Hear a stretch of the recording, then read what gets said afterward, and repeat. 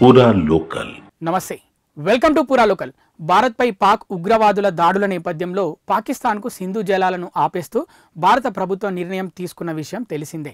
దీనిపై ఓవైపు Pak army chief Munir, మాజీ మంత్రి బిలావల్ భుట్టో బెదిరింపులకు పాల్పడుతుండగా, మరోవైపు తమకు నీటిని విడుదల చేయాలని ఆ దేశ విదేశాంగ శాఖ భారత్ను వేడుకుంటుంది.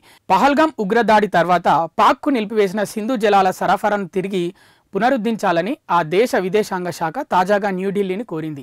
ఈ ఒప్పందాన్ని నమ్మకంగా, న్యాయబద్ధంగా కొనసాగించాలని కోరుతున్నట్లు తెలిపింది. మరోవైపు పాకిస్తాన్ సైన్యాధిపతి ఆసిమ్ మునీర్ భారత్పై హెచ్చరికలు చేస్తూ నోరు పారేసుకుంటున్నారు. భారత్ అనేది హైవేపై వస్తున్న ఒక మెర్సిడెస్ కారు లాంటిదని, కానీ పాకిస్తాన్ మాత్రం కంకరతో నిండిన ఓ డంపు లారీ లాంటిదని, ఒకవేళ కారు వచ్చి లారీని ఢీకొంటే ఎవరికి నష్టమని మునీర్ తన ప్రసంగంలో పేర్కొన్నట్లు జాతీయ మీడియాలో సోమవారం కథనాలు వచ్చాయి.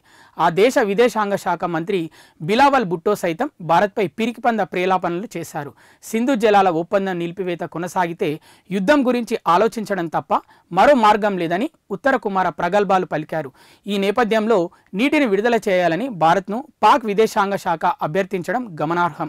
1960లో భారత్ పాక్ మధ్య సింధు నది జలాల ఒప్పందం కుదిరిన సంగతి తెలిసిందే. ఉగ్రదాడి దృష్ట్యా దీని అమలును న్యూఢిల్లీ నిలిపివేయడంతో దాయాది దేశానికి నీటి కష్టాలు తీవ్రమయ్యాయి. జలాశయాల్లో నీటి మట్టం దారుణంగా పడిపోయింది. ఇక వాటి నుంచి నీటిని తీసుకోలేని స్థితి ఎదురవుతోంది. గతేడాదితో పోలిస్తే సింధు బేసిన్లో నీటి ప్రవాహం 15% తగ్గింది. వేసవిలో పంటలు ఎండి కష్టాల్లో పడిన రైతులకు ఖరీఫ్ మరిన్ని కష్టాలు తప్పవని నిపుణులు చెప్తున్నారు. భారత్ నిర్ణయంతో 21% నీటి కొరత ఏర్పడుతుందని పాక్ అంచనా వేసింది. అయితే ఉగ్రవాదంపై పాక్ తీరు మారే వరకు ఒప్పందం నిలిపివేత కొనసాగుతుందని భారత్ ఇప్పటికే పలుమార్లు స్పష్టం చేసింది.